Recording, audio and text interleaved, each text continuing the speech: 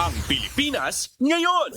Narito na ang pinakamainit na mga balita na nakalap sa bawat sulok ng bansa. Ihahatid sa bawat Pilipino saan man kayo sa mundo. Ang Pilipinas ngayon! Pakinggan ang bawat kaganapan sa bawat lalawigan. Ito ang Pilipinas ngayon!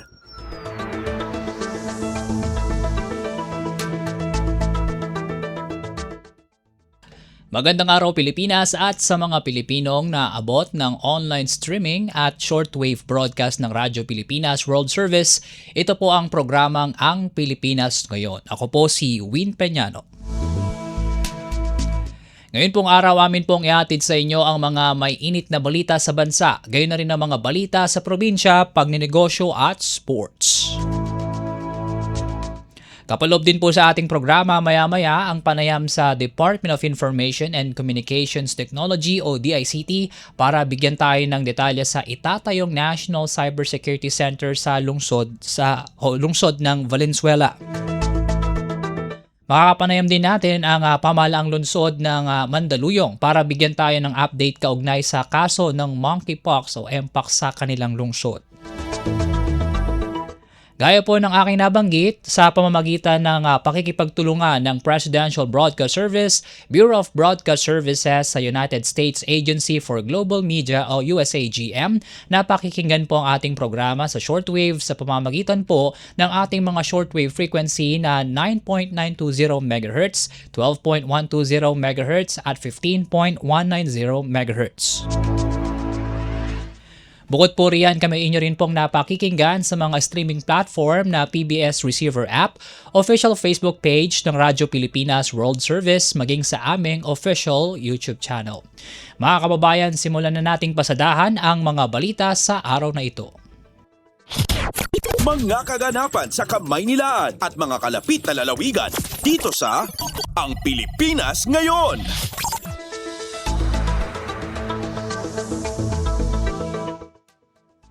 Ngayon po ay nasa linya na po ng ating komunikasyon ang pinuno ng Epidemiology and Surveillance Unit ng Mandaluyong City. Walang iba kundi si Dr. May Villariña. Dr. May, magandang araw po. Si Win Peñano po ito ng Radyo Pilipinas World Service. Good afternoon po. Opo. Doc, sa kabatiran po para po sa kabatiran po ng ating mga tagapanood tsaka tagapakinig, bigyan nyo nga po kami ng update kung ano na po yung naitala po nating, kasi may nabalitaan po tayong kaso po ng monkeypox o mpox po dyan sa inyong lungsod. Ano po yung update natin ngayon dyan po sa kaso na yan? Bali po ngayong araw na to, nasa day 13 na po siya ng monitoring and isolation.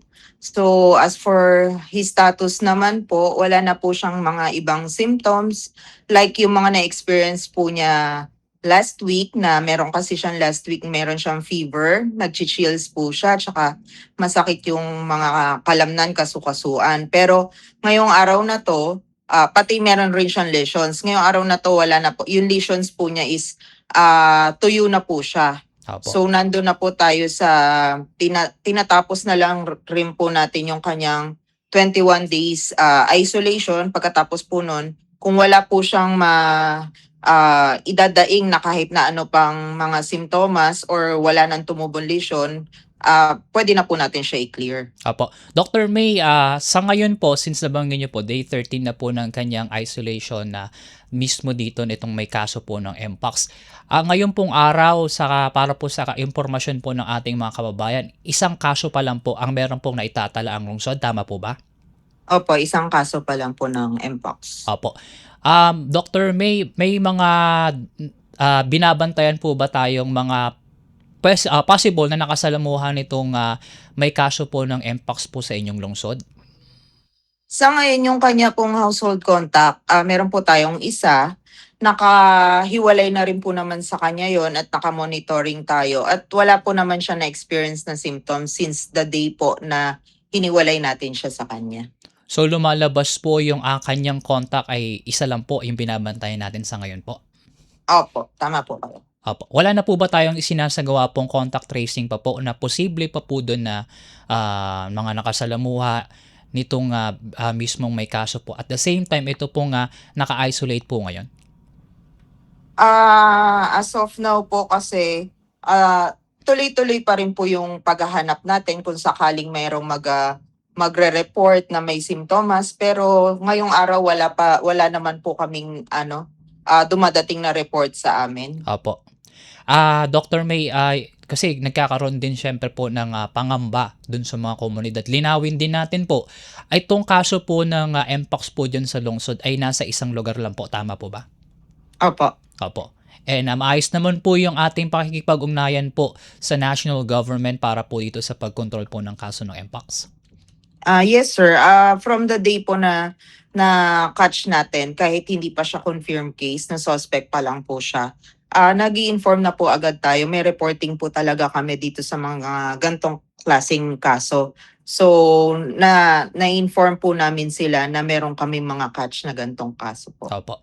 Kamusta naman po pala yung sinasagawa nating possibly na quarantine dun sa mismong area kung saan nandun po yung ating may case po na nag-isolate po? As of now, sir, wala namang mahigpit na kumbaga walang mahigpit na sinasagawa na doon, mga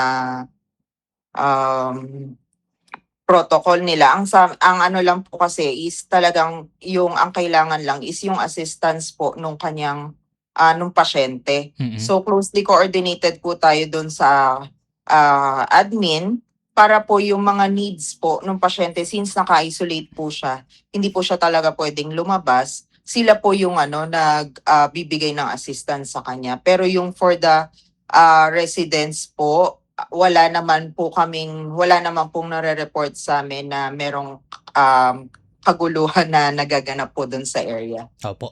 Given nga po yan na may ganyang kaso po, at alam nyo naman po sa social media, hindi po natin maiiwasan na may mga nagpapakalat po ng fake news or misinformation at nagkakaroon po ito ng mga pangamba sa ating mga kababayan. Ngayon po, Doc, baka may gusto po kayong mensahe sa ating mga kapwa taga-Mandaluyong po para kahit paano ay mawala ang kanilang pangamba at para mabigyan nyo na rin po sila ng assurance pagdating po dito sa pagkontrol nyo po sa kaso po ng mpox po dyan sa inyong lungsod. Nasa inyo po yung pagkakataon, Dr. May. Apo. Para po sa lahat ng mga Mandaleño, pinapaalala lang po namin parati sa lahat na maging mapagmatsyag po tayo and always po rely po tayo sa mga official government sources. So para po maiwasan rin po natin yung mga unnecessary scare o pangamba na mga hindi naman po kailangan. Rest assured po, ang city po naman is coordinated po tayo sa lahat ng mga hospitals within the city, the health centers. Kaya po kung ano man pong sakit ang meron po sa atin is agad po natin naaagapan. Ang panawagan lang po namin is yung mga preventive measures po natin. Sana makipag-cooperate po tayo at sana hindi na rin po ito mawawala sa regular daily routine natin, like yung paghuhugas po ng kamay, pagka meron po tayong mga sakit like respiratory illness, magmamask po tayo at wag na po tayong hahalo sa maraming tao para hindi na po tayo makapanghawa pa po ng iba. And for mpox naman po, kung meron po tayong nakasama or nakasalimuha na sa tingin po natin is meron po silang mga rash or lesion, iwasan na rin po natin. At para naman po dun sa mga taong nakaka-experience po ng mga simptomas o sa tingin nila is possibly baka mamaya nahawa sila, magpatingin lang po tayo sa pinakamalapit na health center natin or hospital, or meron rin po tayong mga contact numbers dito sa CESU. Also meron po kaming CESU page, pwede po tayo makipag-ugnayan po doon para po mas mabilis po namin silang ma-assist. Opo. Doc, maraming salamat po sa napahiram niyo pong oras sa amin ngayong araw. Salamat rin po. Opo. At yan po ang ating naging panayam kay Dr. May Villariña, ang namumuno po sa Epidemiology and Surveillance Unit ng Mandaluyong City kaugnay sa kaso ng mpox dyan po sa kanilang lungsod. Pasada ng mga balita mula sa Pilipinas para sa mga Pilipino saan man sa mundo. Ang Pilipinas Ngayon.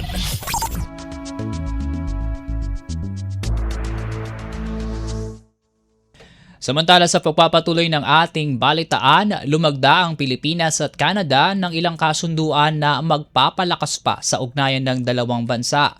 Kapwa sinaksihan ni Pangulong Ferdinand R. Marcos Jr. at Canadian Prime Minister Mark Carney ang paglagda sa mga kasunduan na may kaugnayan sa defense, security, trade, investment, energy, critical minerals, economy at people-to-people exchanges. Samantala, inanunsyo ni Pangulong Marcos sa aktibidad na inakyat pa sa strategic partnership ang relasyon ng dalawang bansa makaraan ng one-on-one meeting nila ni Prime Minister Carney. Sinundan din ito ng iba pang pulong ng delegasyon ng dalawang bansa.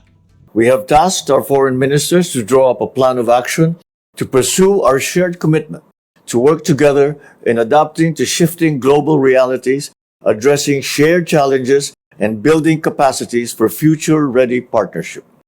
Si Pangulong Ferdinand R. Marcos Jr.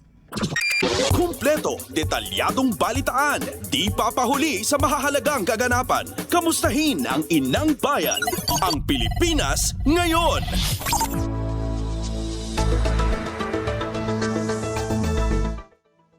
Sa kaugnay na balita ay tinuturing ni Canadian Prime Minister Mark Carney na magandang oportunidad ang strategic partnership ng Canada sa Pilipinas na isaan niya sa may pinakamabilis na paglago ng ekonomiya sa Southeast Asia. Anya mas palalakasin ng strategic partnership ang kooperasyon ng dalawang bansa sa kalakalan, enerhiya, depensa at turismo. Kaugnay nito, target ng Pilipinas at Canada na matapos ang negosasyon sa Free Trade Agreement bago matapos ang taong ito. This free trade agreement would be the foundation of our new Canada-Philippines strategic partnership. We're launching a new era of cooperation, deepening our collaboration in trade and energy, defense, and tourism. And as part of this partnership, we're announcing a joint declaration of intent on energy and natural resource cooperation and a new technical assistance partnership. Si Canadian Prime Minister Mark Carney. Kumpleto, detalyadong balitaan, di papahuli sa mahahalagang kaganapan. Kamustahin ang inang bayan, ang Pilipinas ngayon.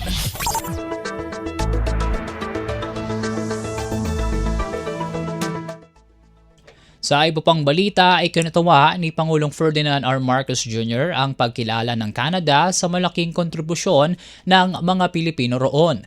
Partikular na anya ang mahalagang papel ng Filipino community sa lipunan at ekonomiya ng Canada. Giit ni Pangulong Marcos, sila ang heart and soul ng strategic partnership ng Pilipinas at Canada at inaasahan niya ang mas malawak na oportunidad para sa mga Filipino professional doon. Samantala, haharapin ng Pangulo ang Filipino community doon bago umuwi sa Pilipinas. To unleash this full potential, it is essential that Filipino professionals are able to practice their professions in Canada. Si Pangulong Ferdinand R. Marcos Jr.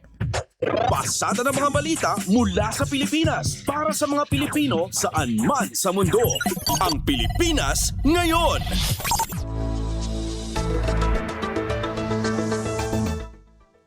Makakaharap bukas ni Pangulong Ferdinand R. Marcos Jr. ang mga business leader sa Canada bilang bahagi ng layuning mapalakas pa ang trade cooperation ng dalawang bansa. Kabilang dito ay mula sa sektor ng mining, IT, BPM at enerhiya na pawang may matagumpay na negosyo sa Pilipinas. Tomorrow, I will meet with several business leaders and key players in the Canadian mining, IT, BPM, and energy sectors. Si Pangulong Ferdinand R. Marcos Jr. Kumpleto, detalyadong balitaan, di papahuli sa mahahalagang kaganapan. Kamustahin ang inang bayan, ang Pilipinas ngayon.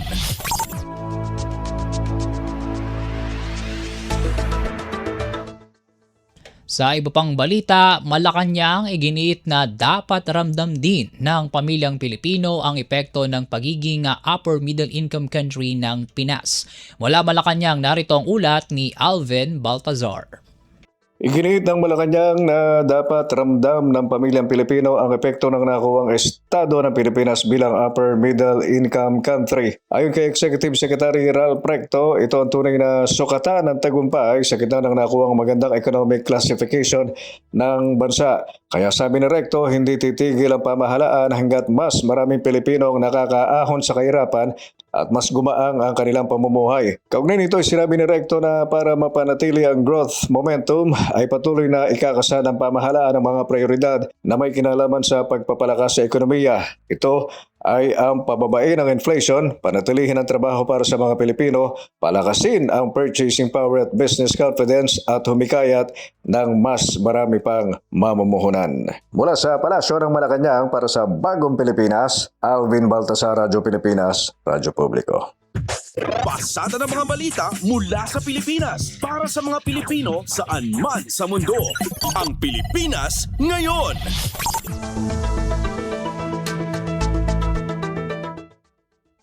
Samantala, Department of Agriculture tiniyak ang patuloy na pagpupursige upang maiparamdam sa mga Pilipino ang benepisyo ng pagiging upper middle income country ng Pilipinas. Para sa kabong detalye, narito si Mary Ann Bastasa. Patuloy ang pagpupursige ng Department of Agriculture para maramdaman ng mga Pilipino ang benepisyo ng pagiging upper middle income economy ng bansa. Ito matapos kumpirmahin ng DepDev na itinaas na ng World Bank ang classification ng Pilipinas mula sa lower middle income tungo sa upper middle income class. Paminado si Agriculture Secretary Francisco Chu Laurel Jr. na marami pang hamon sa ngayon sa agrikultura kaya hindi pa agad maibaba ang presyo ng pagkain, kabilang na ang bigas. Ayon sa kalihim, kabilang sa mga nakakaapekto ang tensyon sa Middle East na nagdulot ng pagtaas ng presyo ng langis at abono, lalo na ng urea, na wala umunong direktang kontrol ang DA. Gayunman, may positibong pagbaba na anya sa ngayon ng presyo ng fertilizer sa pandaigdigang merkado na makatutulong para mapababa na rin ang produksyon ng mga magsasaka. Binigyang diin ng kalihim na walang agarang solusyon sa mataas na presyo ng pagkain. Ngunit nakatuon na umano ngayon ang ahensya sa mga pangmatagalang programa para mapababa ang gasto sa produksyon at distribusyon at maramdaman ito ng mga ordinaryong Pilipino. Ginagawa kasi ng DA ngayon mga solusyon, ang ginagawa na namin, but there is no long-term, short-term solution to the problem. We need to build our food hubs, we need to build our tramline system, we need to build our FMRI post-harvest and produce more. Mula sa DA para sa Bagong Pilipinas, Mary Ann Bastasa, Radyo Pilipinas, Radyo Publiko. Ito, detalyadong balitaan, di papahuli sa mahahalagang kaganapan. Kamustahin ang inang bayan, ang Pilipinas ngayon. Umapila si Department of Agriculture o DA Secretary Francisco Chu Laurel Jr. sa mga rice stakeholder at importers na pansamantala munang suspendahin ang pag-import ng 5% broken imported rice upang maprotektahan ng interes at kapakanan ng mga lokal na magsasaka. Matatandaan kasing nagtapos na ang ipinatutupad na price cap sa imported na bigas kaya naman posible na muling tumaas ang presyo ng bigas. Ani Laurel, kung pansamantala kasing ititigil ang importasyon ng premium imported rice ay mapipigilan ang pagbaba ng farm gate price ng palay na posibleng pumalo sa 8 pesos sa kasagsagan ng wet harvest season. Na tayo papayag ng 5% broken na ipapasok sa Pilipinas. Starting now, 25% lang or worse ang pwede nilang ipasok. Kaya ano yan, by pakiusap yan. Kasi kung nagmi-meeting kami, nandun yung farmer, nandun yung miller, nandun yung importer, trader. In principle, pumayag naman silang lahat. Kasi nga kahiyaan na eh. Ang isang ano dito is tulungan eh. Diba kailangan tulungan ng importer ang ating farmer. Kung lumabas yung bagong rice sack, talagang hindi ako papayag. Pero sa ngayon, pakiusap. Ang pahayag ni Agriculture Secretary Francisco Chu Laurel Jr. Pasada ng mga balita mula sa Pilipinas para sa mga Pilipino saan man sa mundo. Ang Pilipinas ngayon.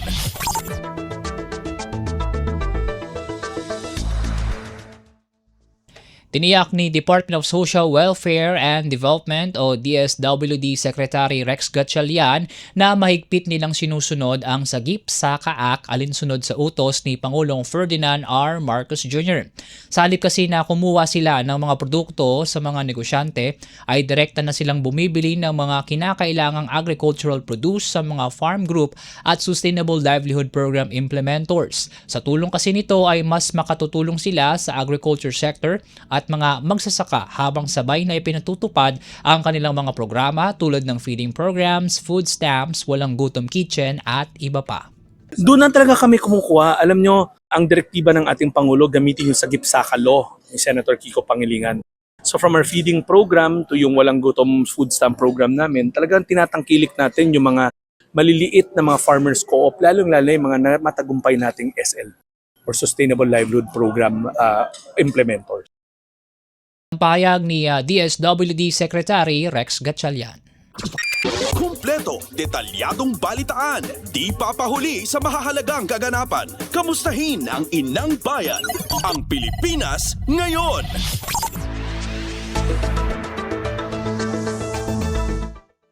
Sa iba pang balita, 3 araw na pagdaraos ng kilos protesta ng mga kaanib ng Iglesia ni Cristo, pangkalahatang naging mapayapa ayon sa pambansang pulisya.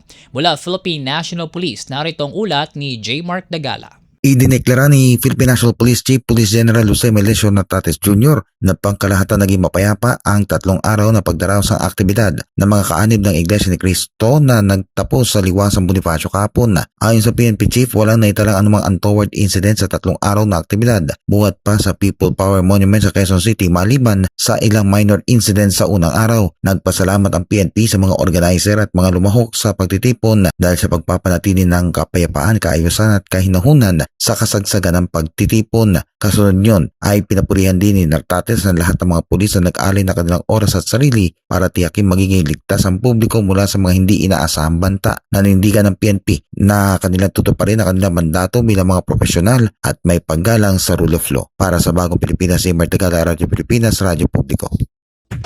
Pasada ng mga balita mula sa Pilipinas para sa mga Pilipino saan man sa mundo. Ang Pilipinas ngayon.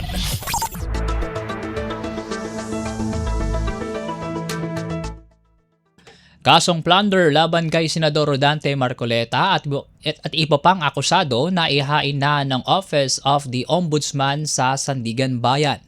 Para sa detalye ng balitang yan, nagbabalik si Mary Ann Bastasa.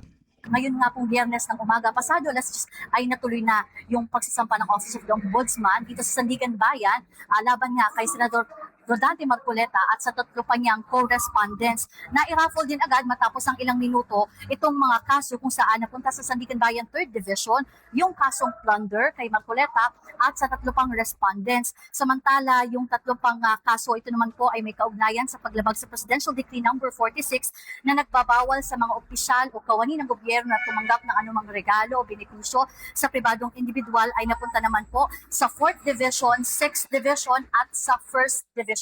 Mahigpit ngayon ang seguridad dito sa paligid ng Sandigan Bayan dahil ang susunod pong hakbang na hihintayin natin ay kung meron ba sa mga korteng ito ang maglalabas ng warrant of arrest laban sa senador at dito pa sa kanyang mga co-respondents. Yan muna po ang update dito sa Sandigan Bayan. Mary Ann Bastasa ng Radyo Pilipinas, Radyo Publiko. Kumpleto, detalyadong balitaan, di papahuli sa mahahalagang kaganapan. Kamustahin ang inang bayan, ang Pilipinas ngayon.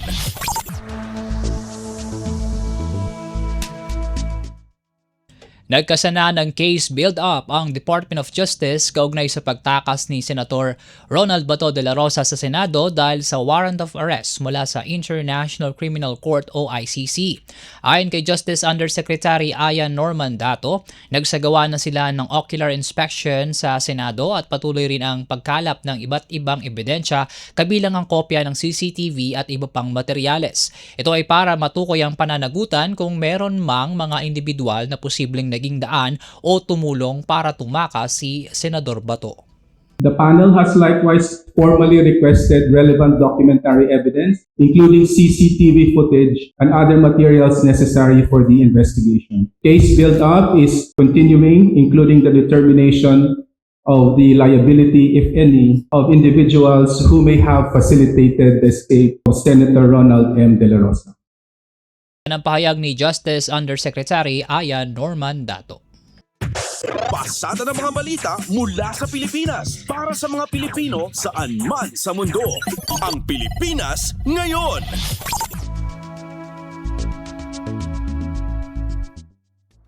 Balitaan pa rin sa Senado, impeachment trial ni Vice President Sara Duterte sa Lunes, Hulyo 6, magiging bukas sa publiko ayon sa mataas na kapulungan. Mula Senado, narito ang ulat ni Nympha Asuncion. Inanunsyo ng Senado na magiging bukas sa publiko ang impeachment trial ni Vice President Sara Duterte na magsisimula sa Lunes, July 6. Batay sa advisory na inilabas si Senate Secretary Attorney Renato Bantog Jr., 61 na upuan ang ilalaan para sa publiko sa bawat araw ng paglilitis. Ang pagpasok ay first come first serve batay sa pagkakasunod-sunod ng mga matagumpay na makakapagparehistro sa Senate Visitor Management System o VMS. Kinakailangan magparehistro ang mga nais dumalo sa pamamagitan ng vms.senate.gov.ph o sa pag-scan ng ilalabas na QR code ng Senado. Sa online portal, kailangan piliin ng aplikante ang nais na petsa ng pagdalo at ang opsyong impeachment trial. Saka kumpletuhin ang inihingi impormasyon at ang mga kinakailangang dokumento. Magbubukas ang online registration alas 2 ng hapon, isang araw bago ang nakatakdang petsa ng paglilitis. Ang mga maaprubahang aplikante ay bibigyan ng QR code na magsisilbing entry pass sa Senate Session Hall. Pinapaalalahanan din ng Senado ang lahat ng dadalo na panatilihin ang tamang asal at mahigpit na sundin ng mga umiiral na alituntunin habang nasa loob ng Senate premises. Sinabi ng Senado na ang iba pang updates at mga kaugnay na anunsyo ay ilalabas sa opisyal nitong social media accounts. Mula Senado para sa Bagong Pilipinas, Nympha Asuncion, Radyo Pilipinas, Radyo Publiko. Kumpleto, detalyadong balitaan, di papahuli sa mahahalagang kaganapan. Kamustahin ang inang bayan, ang Pilipinas ngayon. Handang-handa na ang House Prosecution Panel kasama na rin ang Private Prosecution Panel para sa pag-uumpisa ng impeachment trial ni Vice President Sara Duterte sa Lunes. Ayon kay House Lead Prosecutor Jervil Luistro, 19 Congress pa lamang ay pinaghahandaan na nila ang impeachment trial ng Vice Presidente. Kasado na rin ang lahat ng kanilang preparasyon mula sa mga documentary evidence at maging sa mga witness na ihaharap sa paglilitis. We are very much ready. As a matter of fact, 19 Congress pa tayo naghahanda. And I can honestly tell the Filipino people, the House prosecutors and the private prosecutors are all ready as we start this impeachment trial this coming July 6. Yan ang pahayag ni House Lead Prosecutor Jervil Luistro. Pasada ng mga balita mula sa Pilipinas para sa mga Pilipino saan man sa mundo. Ang Pilipinas ngayon.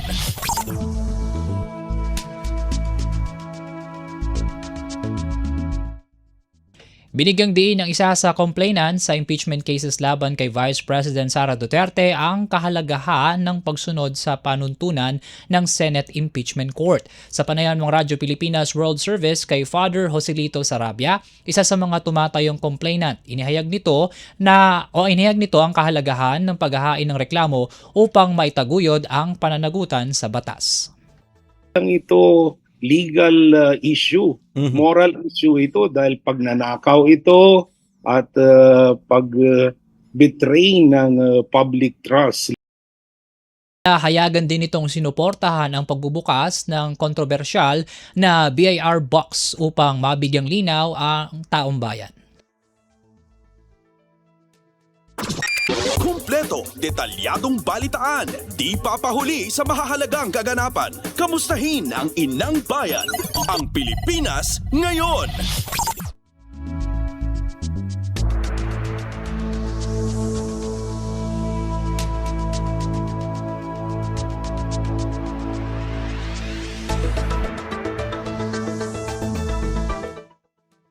Matagumpay na napauwi sa Pilipinas ang 13 pang mga Pilipino mula sa Israel.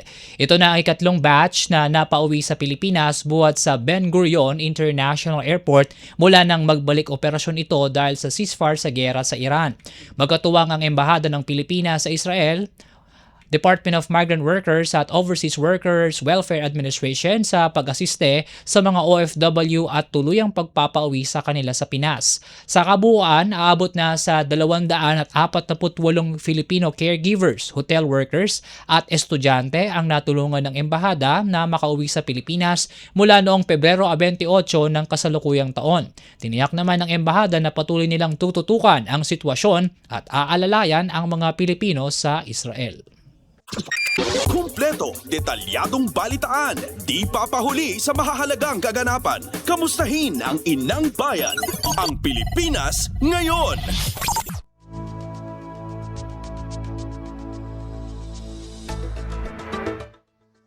Mahigpit na ang pakikipag-ugnayan ng Department of Education o DepEd sa Philippine National Police at Department of Information and Communications Technology o DICT upang protektahan ang mga mag-aaral sa impluwensya ng mga online terrorist groomers. Ito ang naging pahayag ni Education Secretary Sani Angara kasunod ng paglutang ng online extremist group na 764 sa pagdinig ng Senado na posibleng may koneksyon sa marahas na pumamaril sa isang paaralan sa Tacloban City.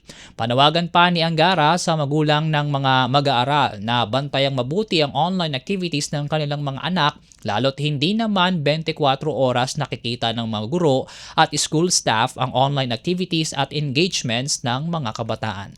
We're asking assistance from the PNP kasi medyo bago sa amin itong mga narinig namin mga cyber. Wala kaming capacity to really monitor the concerted action of terrorist groups, of online groomers, yung mga ganyan. So, magpapatulong kami dyan sa PNP, sa DICT, because sila talaga yung nakaka-monitor on a large scale. So they're on top of it. In fact, we got a briefing from them last week. Sinabihan kami na may mga groups talaga active.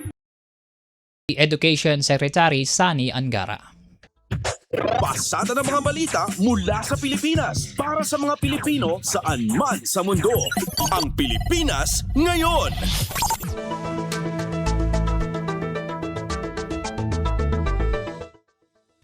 Walang naitalang Pilipino na nasawi o na ospital dahil sa epekto ng heatwave o matinding init na nararanasan sa bansang France. Sa panayam ng Radyo Pilipinas World Service kay Philippine Ambassador to France Eduardo de Vega, ibinahagi nito na mula sa mahigit 40,000 Pilipino na naninirahan at nagtatrabaho sa France, wala pang naiulat sa embahada na naapektuhan ng heatwave na pumapalo sa mahigit 40 degrees Celsius na temperatura. Ayon kay De Vega, bago pa ang bugso ng heatwave sa Pransya ay nagpalabas na sila ng mga paalala na maghanda para sa posibleng tag-init na mararanasan doon. Hindi na rin anya may tatanggi ang pagiging resilient at sanay ng mga Pilipino sa init ng panahon buwat sa panahon sa Pilipinas. Kaya naman marami sa mga naapektuhan ng heatwave sa France ay mga lokal na residente, bukod pa sa mga kabahayang ginawa para sa malamig na temperatura at hindi para sa mainit na panahon. Kinamay tayo sa mga nasawi, no? Pero walang Pilipino so far na affected, no? Mm-hmm. Wala sa mga nasawi o na dala sa ospital, wala pa kaming report ng Pilipino, kahit isang Pilipino na nagka-problema gano'n, no? Mm-hmm. Kasi po meron na tayong advisory noon pa na binabala natin Pilipino, maganda sila, gano'n. Mm-hmm. Alam niyo mga kababayan natin, ano yan resilient yung mga yan Ang problema kasi dito sa heatwave, hindi na may heatwave kasi talaga naman umiinit ang mundo. Okay. May climate change, umiinit. Ang problema lang kasi sa Europe, hindi usong aircon. Philippine Ambassador to France, Eduardo de Vega. Kumpleto, detalyadong balitaan, di papahuli sa mahahalagang kaganapan. Kamustahin ang inang bayan, ang Pilipinas ngayon.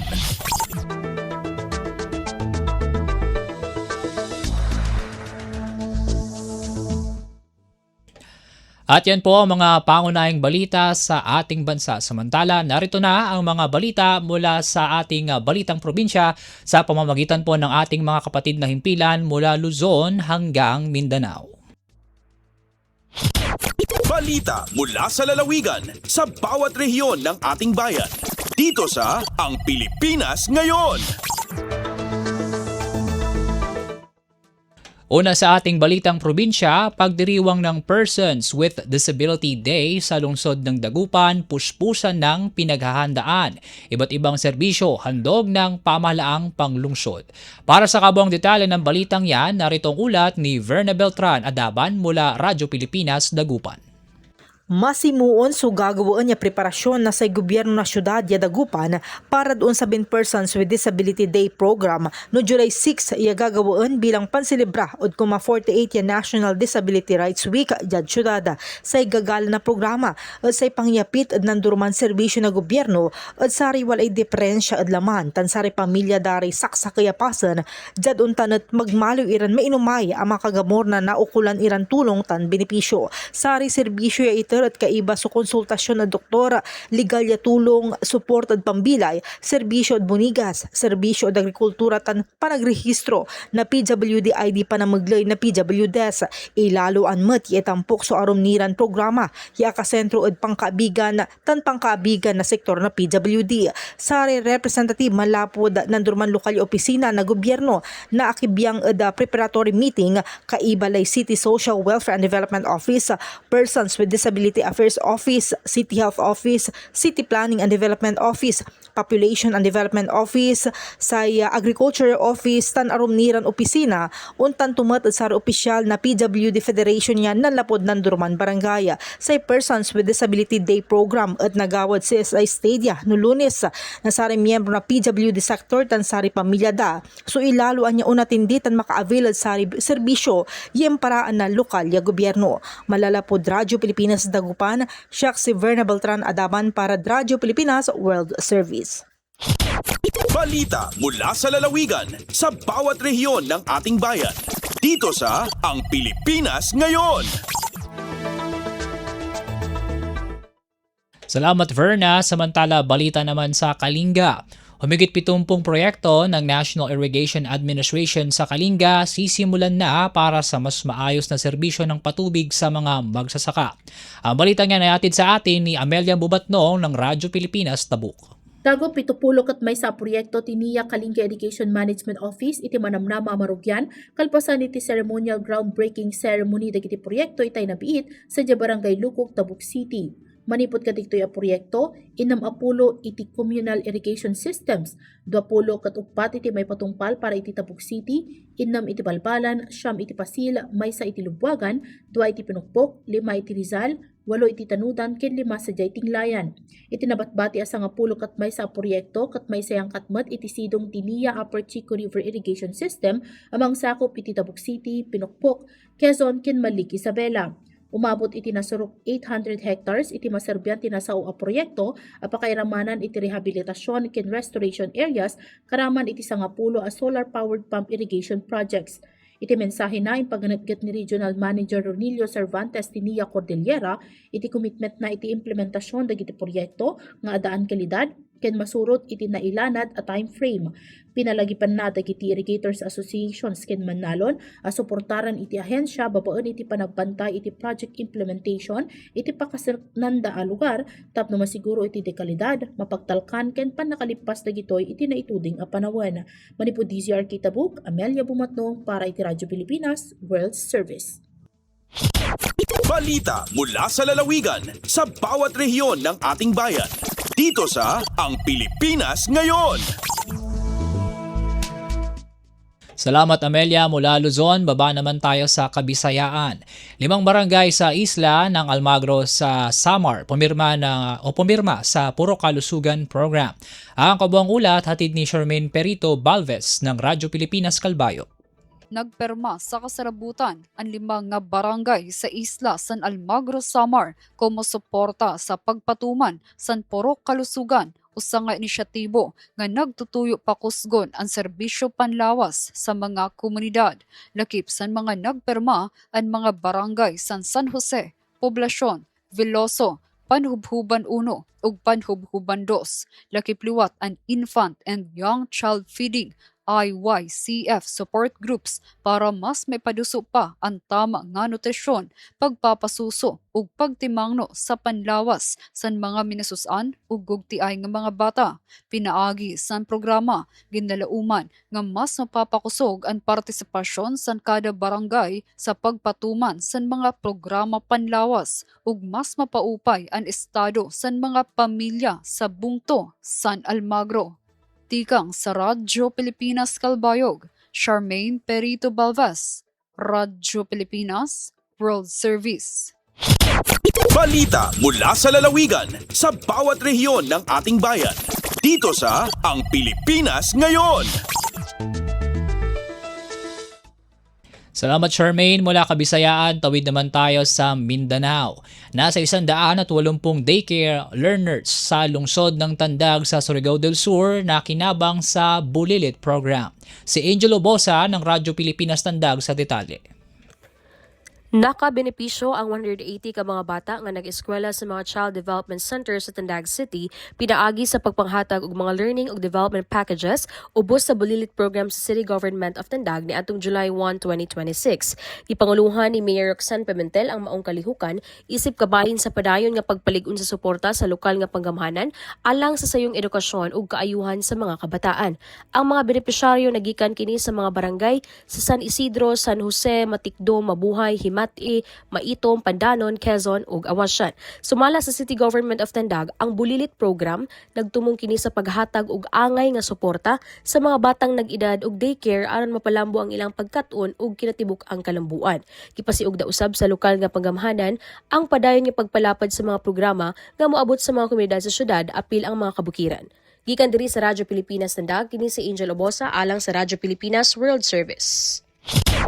Balita mula sa lalawigan sa bawat rehiyon ng ating bayan. Dito sa Ang Pilipinas Ngayon. Salamat Angel, mula Surigao, lipat naman tayo sa Sulu. Visitor engagement activity ng National Museum of the Philippines Sulu aarangkada muli ngayong Hulyo. Si Eloisa Muhammad ng Radyo Pilipinas Hulo sa detalye. Jinis pakaradyaan in Tiakama si National Museum of the Philippines at awa NMP rin di halupa sug habulan yan. Tagnaan na pitsa bituhang putagupat iwan pitsa kauhaan sin July, limaya mapakay si mga bisita nila inikarwa pangkat sin museum, a special visitor engagement activity. Mapakay nila di in traditional instrument biasin suling iwan gabang.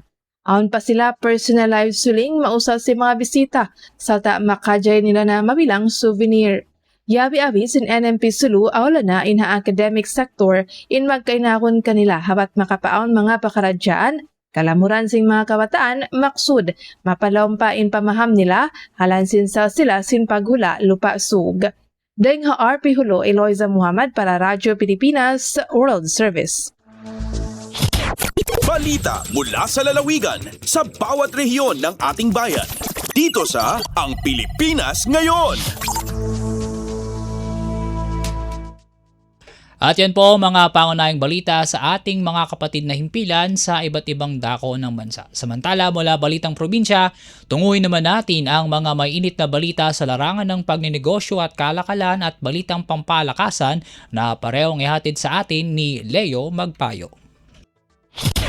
Lagay ng ekonomiya, kalakalan, negosyo at iba pa. Atin ang alamin dito sa Ang Pilipinas Ngayon.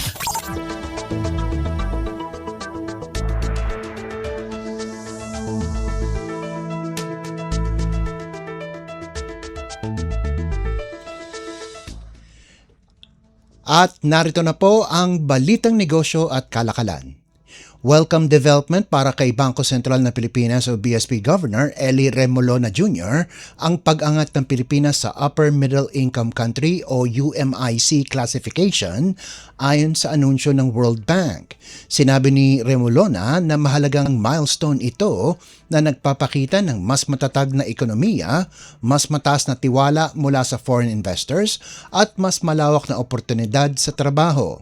Kasama rin dito ang posibilidad ng mas mababang interes sa pag-utang dahil sa pagtaas ng credit rating ng bansa. Binigyan din ng BSP na nakamit ang magandang estado ng ekonomiya dahil sa mga reformang ipinatupad ng pamahalaan at ng central bank upang mapanatili ang macroeconomic stability. Tiniyak ni Remolona na lalo pang paigtingin ng Bangko Sentral ang pangangalaga sa bagong estado ng bansa kabilang ang pagpapanatili ng mababang inflation, sapat na international reserves, matatag na banking industry at pagsusulong ng digitalization at electronic payments. Lagay ng ekonomiya, kalakalan, negosyo at iba pa. Atin ang alamin dito sa Ang Pilipinas Ngayon.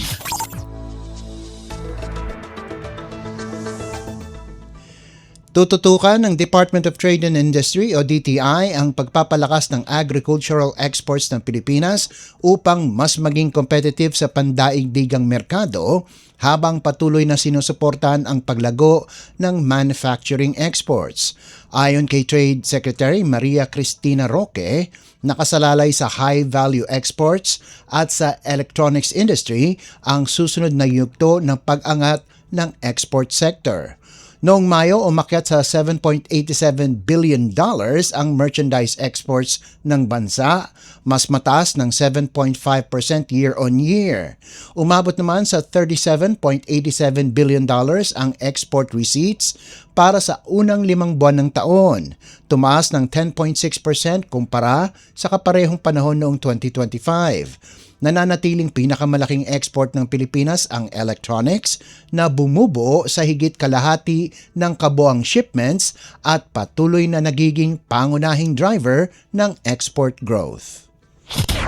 Lagay ng ekonomiya, kalakalan, negosyo at iba pa. Atin ang alamin dito sa Ang Pilipinas Ngayon.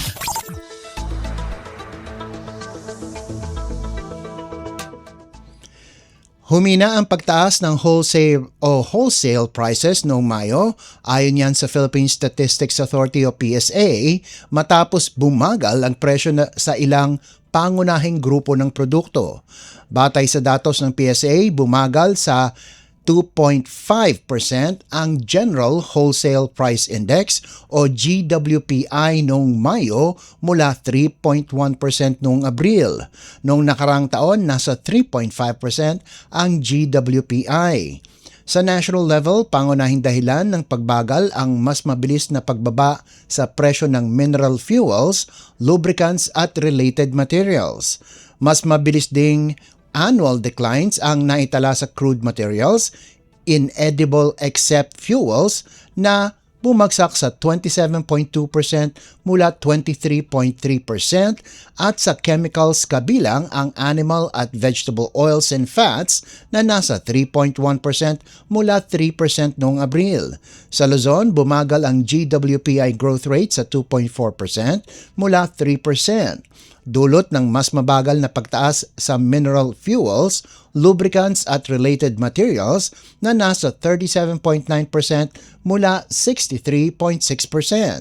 Sa Visayas, bumagal din ang GWPI sa 5.1% mula 5.2% dahil sa mas mabilis na pagbaba sa presyo ng pagkain na nasa 6% mula 6.9%. Sa Mindanao, nagpatuloy ang pagbagal ng wholesale price growth sa 2.2% mula 2.7%, dulot ng mas mabagal na pagtaas sa presyo ng pagkain na nasa 4.8% mula 5.6%. Lagay ng ekonomiya, kalakalan, negosyo at iba pa. Atin ang alamin dito sa Ang Pilipinas Ngayon.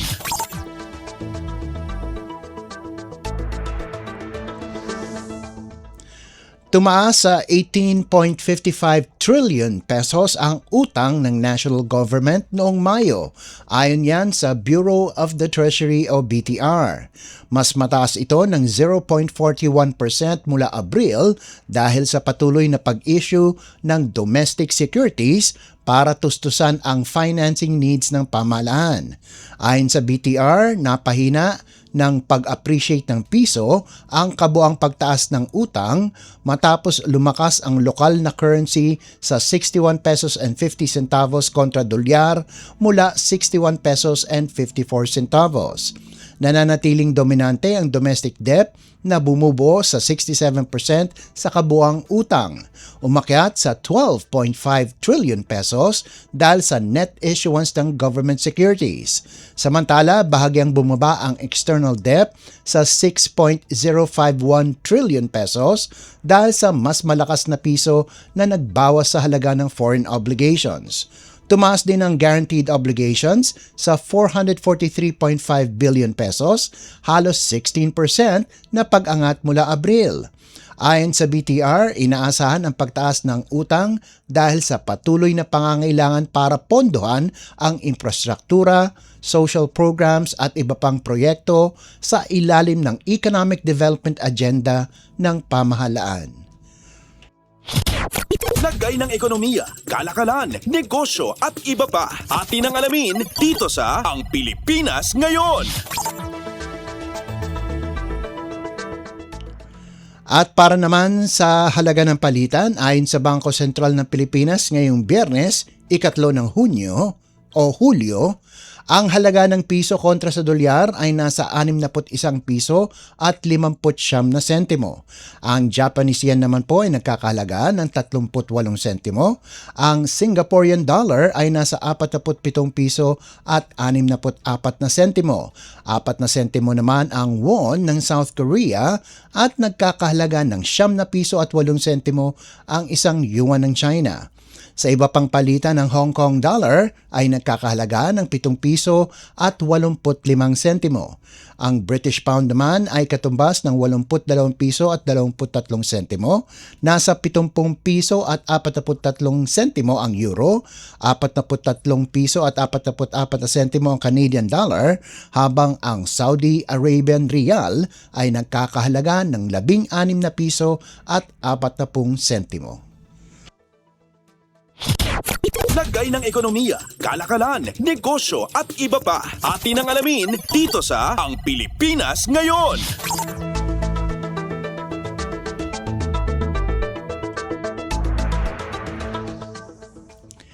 At yan po ang ating balitang negosyo at kalakalan. Samantala, susunod naman po ang sports balita. Updates at pinakahuling mga usapin sa mundo ng palakasan. Atin ang pakinggan dito sa Ang Pilipinas Ngayon.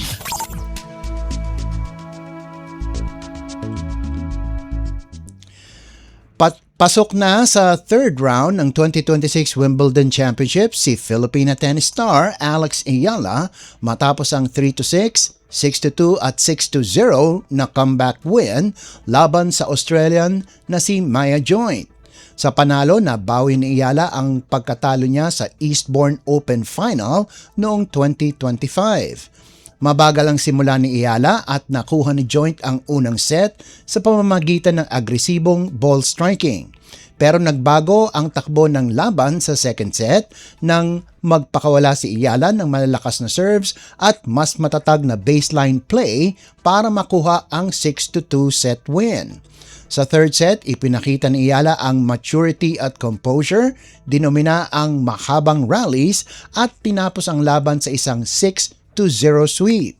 Nagpasalamat si Ayala sa Filipino crowd sa Wimbledon matapos ang emosyonal na panalo na bahagi ng patuloy na pag-angat ng kanyang performance ngayong season. Susunod niyang makakarap ang defending champion na si Iga Swiatek sa third round. Updates at pinakahuling mga usapin sa mundo ng palakasan. Atin ang pakinggan dito sa Ang Pilipinas Ngayon.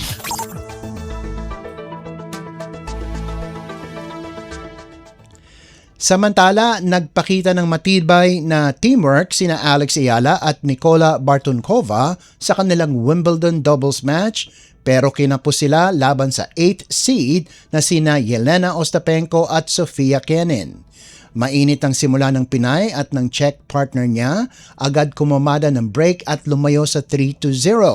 Matatag ang kanilang returns at agresibo sa net, dahilan para umabante sa 5-2 bago tuluyang kunin ang first set sa score na 6-3. Sa second set, dikit ang palitan ng puntos. Nakuha ni Ayala at Bartunkova ang unang break para sa 2-1 lead, pero mabilis ding bumawi sina Ostapenko at Kenin para itabla ang laro.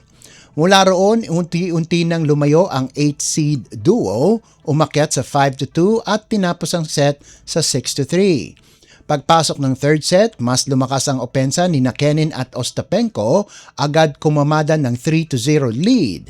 Nakabawi pa sina Ayala at Bartunkova para gawing 3-1 pero hindi na nila napigil ang momentum ng kalaban. Tinapos ng 8-seed pair ang laban sa score na 3-6, 6-3 at 6-1. Updates at pinakahuling mga usapin sa mundo ng palakasan. Atin ang pakinggan dito sa Ang Pilipinas Ngayon.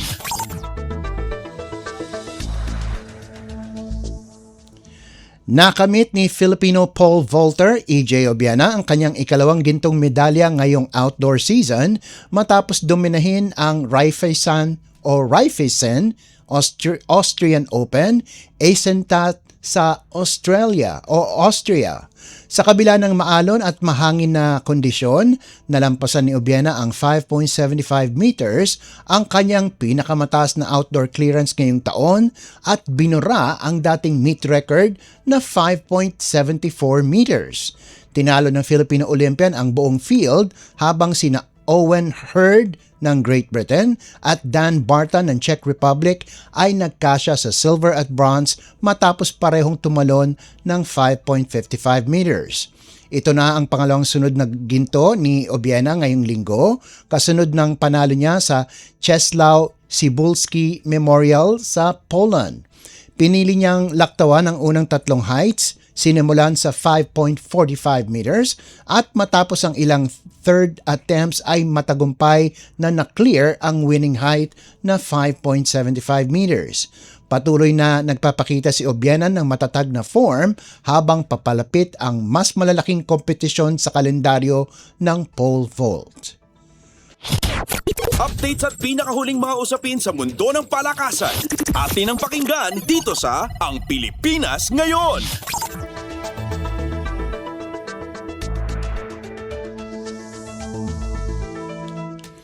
Nabigo ang Alas Pilipinas Girls sa Japan 20-25, 17-25 at 24-26 kaya't napunta sila sa isang must-win na laban kontra Indonesia sa ABC Girls Under-18 Championship.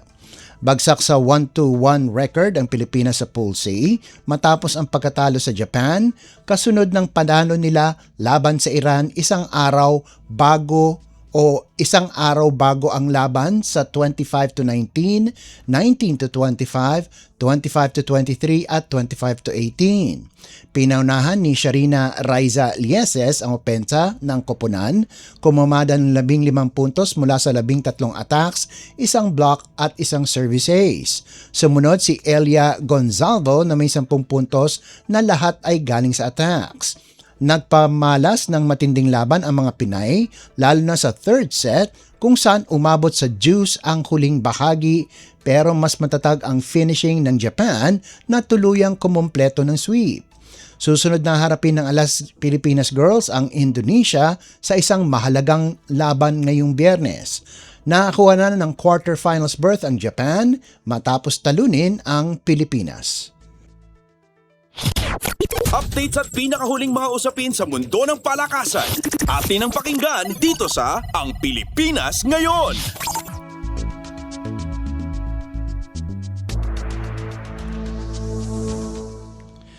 At bilang pangwakas sa ating segmentong sports balita, nakakuha ng malaking dagdag puwersa ang University of the Philippines matapos makuha ang commitment ng Filipino-Canadian guard na si Irish Kokya na inaasahang magpapatatag sa backcourt ng Fighting Maroons pagpasok ng UAAP Season 90. Si Kokya, isang 6'1" playmaker, ay naglaro sa NCAA Division I sa Estados Unidos para sa University of New Orleans matapos ang standout stint sa Simon Fraser University sa Division II. Bago ang kanyang US career, naging isa siya sa pinakamahusay na high school players sa British Columbia na nag-average ng 35 points at nagdala ng kanyang koponan sa provincial championship. Magiging 21 anyos na siya sa Setyembre. Sasailalim si Coquia sa 1 taong residency bago maging eligible para sa 2 playing years sa UP. Ang kanyang pagdating ay sakto sa transition ng Maroons sa guard position, lalo't matatapos na ang eligibility ni na Ray Remogat at Rain Maga pagkatapos ng season 89. Pagkatapos ng 1 taon ng development, bubuo siya ng dynamic backcourt kasama ang Phil-Am guard na si Joaquin Tovera. Ang commitment ni Coquia ay may bahid sentimental din dahil nagmula ang kanyang pamilya sa Dagupan City, Pangasinan at may kamag-anak siyang nag-aral sa UP Open University. Patuloy ang UP sa kanilang pinakamatatag na run sa UAAP matapos ang 5 magkakasunod na finals appearances at 2 kampyonato sa seasons 84 at 87 at ang pagpasok ni Coquia ay bahagi ng long-term plan ng programa para manatiling contender sa mga susunod na taon. Updates at pinakahuling mga usapin sa mundo ng palakasan. Atin ang pakinggan dito sa Ang Pilipinas Ngayon.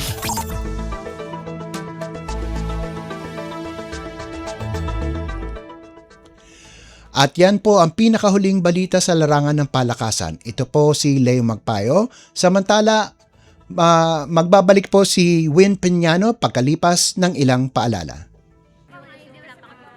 May dalawang mukha ang gutom na matagal nang kinahaharap ng bansa. Ang gutom ng magsasakang buong araw nagtatanim pero kapos pa rin ang kita. Ang gutom ng pamilyang walang maihain. Ang ugat ng problema, maraming dinadaan ng mga middlemen ang mga ani. Nagmamahal ang pagkain pero lumiliit ang kita ng mga magsasaka habang nahihirapang makabili ang mga pamilya. Ito ang binago ni Pangulong Ferdinand Marcos Jr. Ang presidente natin napakalinaw ng instruction sa amin noon, huwag kami bibili sa mga malalaking kumpanya. Unahin ang mga farmers co-op. Lahat ng mga benepisyaryo ng walang gutom, sa farmers co-op rin tayo humahango. So sir, yung farm niya, doon na kami bumibili. Noong nakaraang linggo, dinayo ng Pangulo ang South Cotabato. Kanyang ininspeksyon ang pagsasanib puwersa ng Department of Agriculture at Department of Social Welfare and Development para tiyaking mula bukid ay diretso na ang ani sa DSWD. Na-conceptualize ng ating Pangulo, mabawasan yung layers, lumaki ang kita for both the farmers and mas baba din ang gastos for the consumers. Pinakinggan din ng Pangulo ang mga pamilya. Ngayon, mas makakain na talaga kami ng 3 beses sa isang araw. Kanin na. May ulam na sir, may protein na tayo eh. Ganito, hindi na kayo nag-aalala na lalo na kayo, ang dami ninyong pinapakain. Para sa Pangulo, ang food security ay hindi lang programa, kundi pangako na ang tulong ay pangmatagalan. Ang tawag namin, hindi na farm to market. Ang tawag namin dito, farm to table. Dahil tuloy-tuloy mula sa mga farmer, dire-diretso na sa kanilang hapagkainan. Sa buong bansa, tuloy-tuloy ang trabaho. Isa-isang inaayos ang mga bagay na magpapagaan sa buhay ng mga Pilipino, tulad ng sama-samang pagkilos ng pamahalaan para sa siguradong pagkain sa bawat hapagkainan.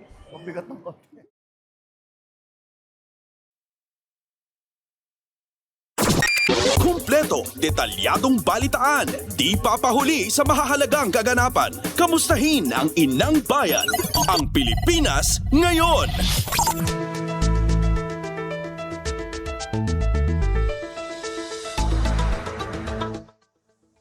At nagbabalik po ang Pilipinas Ngayon. Gaya po ng nabanggit ko kanina, makakasama din natin ngayong araw ang Department of Information and Communications Technology kaugnay po doon sa kanilang National Cybersecurity Center dyan po sa may Valenzuela City. Para bigyan po tayo ng karagdagang detalye kaugnay po dyan sa proyekto na yan. Makakausap po natin ngayon si Yusek Rodil Aniban, ang Undersecretary for Cybersecurity ng DICT. Yusek Rodil, si Win Piñano po ito ng Radyo Pilipinas World Service.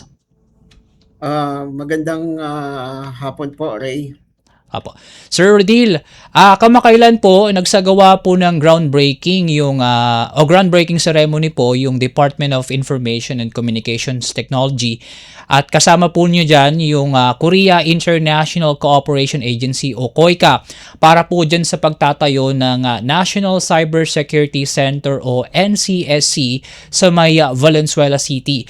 Yusek, para po sa kabatiran po ng ating mga tagapanood at tagapakinig, maaari niyo po ba kaming bigyan ng detalye kung para saan po ba itong National Cybersecurity Center po na ito? Ito po ay isang grant na binigay po sa atin ng Korea or KOICA, yung agency po na nagbibigay ng tulong sa atin. Meron pong silang itatayong building na National Cybersecurity Center. Ito po ay sa Valenzuela at yung pangalawang building po ay itatayo naman sa Ilocos. Ito po ay magiging Center of Excellence ng cybersecurity. Ito pong building na to. Meron pong mga training center at saka ang sistema na pwede pong ibigay sa atin ng Korea. Opo. Yusek, ito pong National Cybersecurity Center na ito, sino po yung mga ngasiwa nito? DICT po ba? Or may mga ibang pong ahensya ng pamahalaan na makakasama po dito sa pagmamanage o pamamahala po dito sa center na ito? Ito po'y papangasiwaan ng DICT under po sa Bureau ng Cybersecurity. Kami po ang in charge kasi ng cybersecurity sa kabuuan ng ng gobyerno. Lahat po ng related sa cybersecurity under the DICT, kami po ang tumutulong sa ating mga ahensya ng gobyerno para po mapalakas at sila po'y mabigyan ng training at kahasaan sa larangan ng cybersecurity. Opo. Yusek, ano po yung signifikong ambag nitong center na ito? Kasi po, sa ngayon po, marami po tayong kinakaharap na suliranin po pagdating po dito sa cyber threats. Well, sa ngayon po kasi, meron pong tinatawag na National Computer Emergency Response Team, ang Cybersecurity Bureau. Ito po yung insert natin. Meron po itong ito po yung incident response team na pag meron pong insidente ng hacking, defacement, kami po ang pangunahing kumokontak or nagbibigay ng impormasyon sa ahensya na apektado nung cyber incidents. Binibigyan po namin sila ng kaagarang informasyon kung ano yung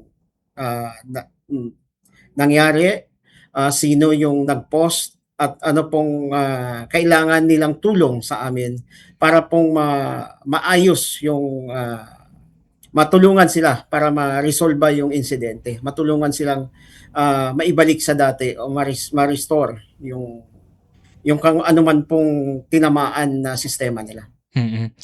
Yusek, kasi nagkakaroon din po tayo yung ating bansa ng mga masasabi nating paikipagtulungan sa ibang bansa pagdating po dito, lalo na sa cyber threats nga po na kinakaharap din nila sa kanilang bansa.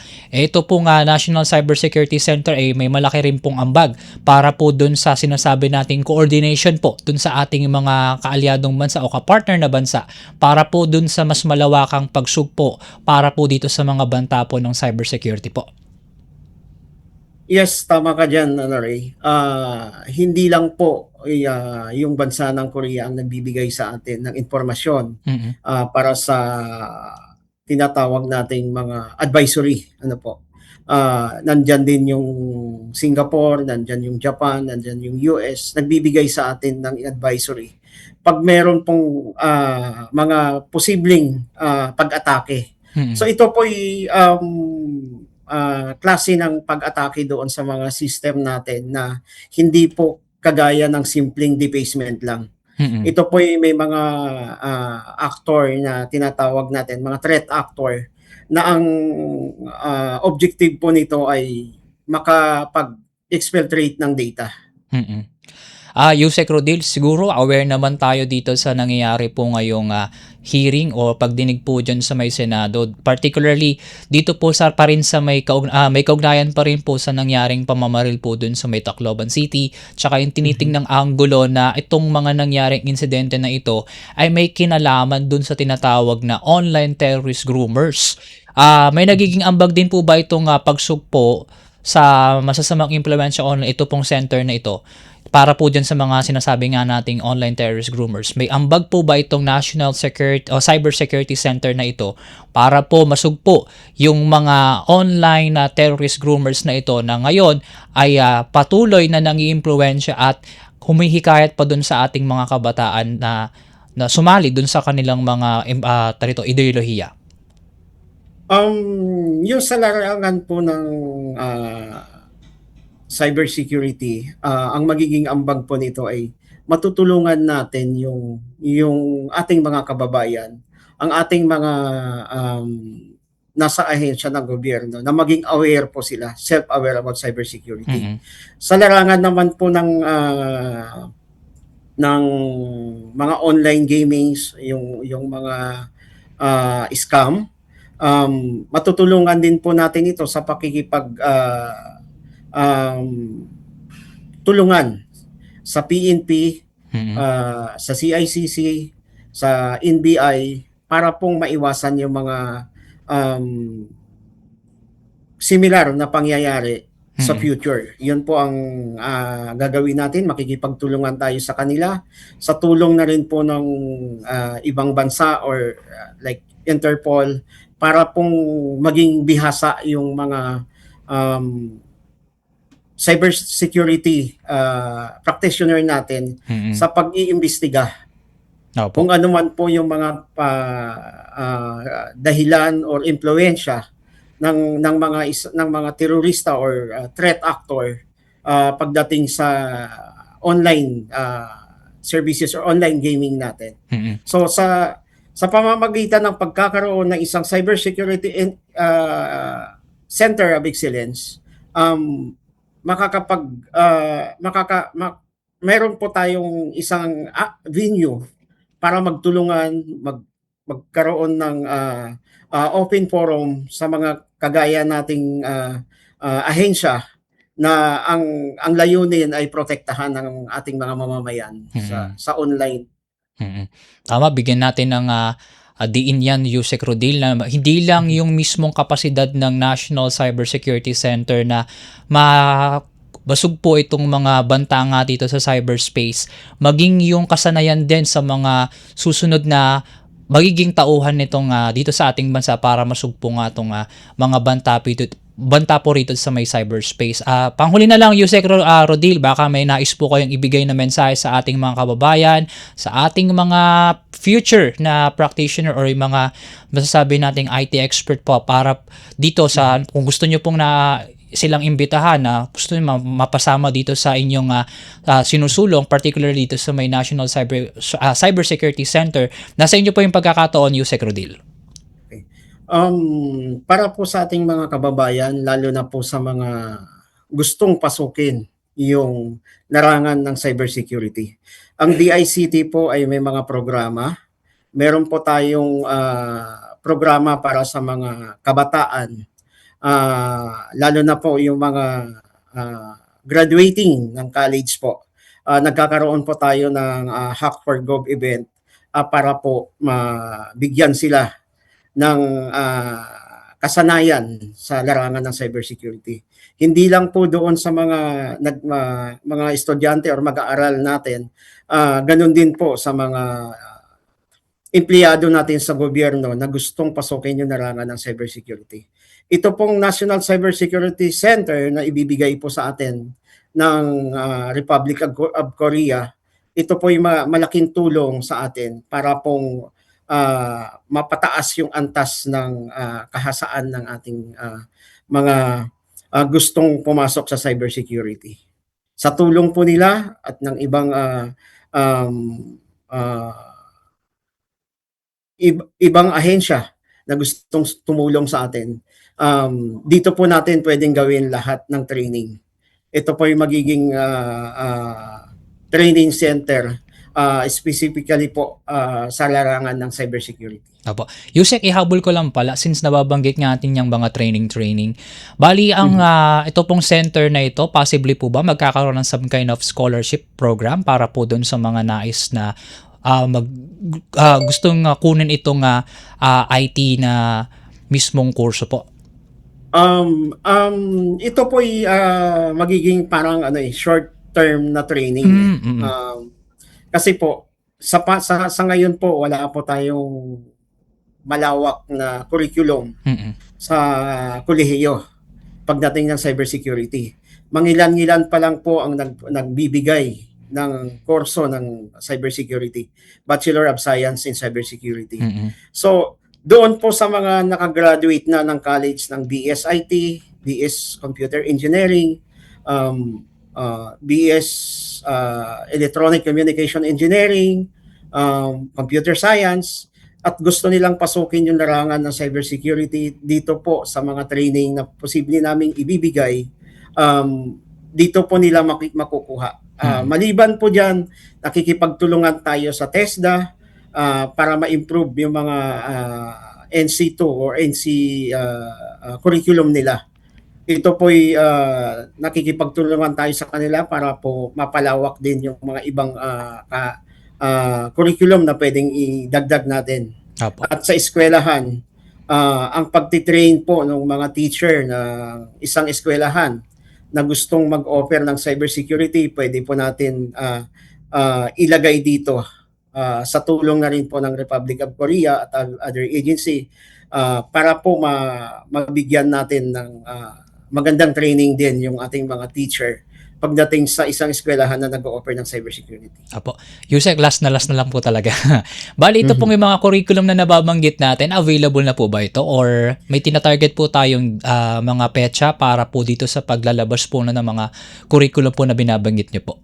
Well, may mga po ngayon. May mga ginagawa po kami, nakikipag-usap po kami sa CHED at nakikipag-usap din po rin kami sa TESDA. Sa CHED po at saka yung ibang eskwelahan, yung kolehiyo na tinatawag nating independent college ng university na hindi rin po wala pong control from CHED, or they can create their own curriculum para po magkaroon ng standard na curriculum sa larangan ng cybersecurity. Nakikipagtulungan po tayo sa kanila na sana po magkaroon na ng ganitong curriculum sa mga kolehiyo na gustong mag-offer nun. Kasi ang nagiging problema po sa ngayon, mayroon po akong nakausap na isang university na hindi po sila nakakapag-offer sa ngayon kasi po wala pang nilalabas na parang standard curriculum ang CHED. So tayo po ay nakikipagtulungan sa CHED na yung standard curriculum mailabas na po nila dahil yan po ang hinihintay ng ibang mga eskwelahan. Okay, with that, Yusek Rodil, maraming salamat po sa napahiram niyo pong oras sa amin ngayong araw. Sige, maraming salamat din po, Ray. Apo. Maraming salamat. Ayan po, at ayan po ang naging panayam kay Yusek Rodil Aniban, ang Undersecretary for Cybersecurity po ng Department of Information and Communications Technology o DICT. Sa ng mga balita mula sa Pilipinas para sa mga Pilipino saan man sa mundo. Ang Pilipinas Ngayon.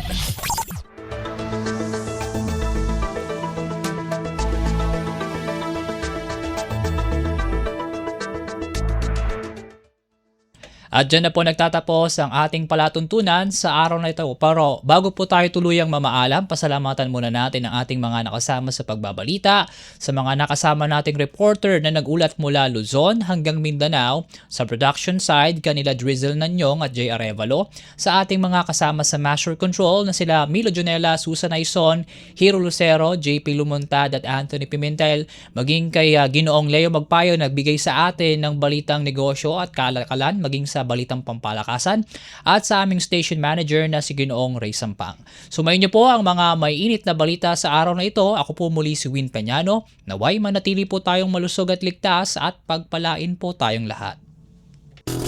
At yan ang Pilipinas Ngayon. Muling samahan sa parehong oras at alamin ang pinakahuling mga kaganapan at balita saan man kayo naroon. Ang Pilipinas Ngayon.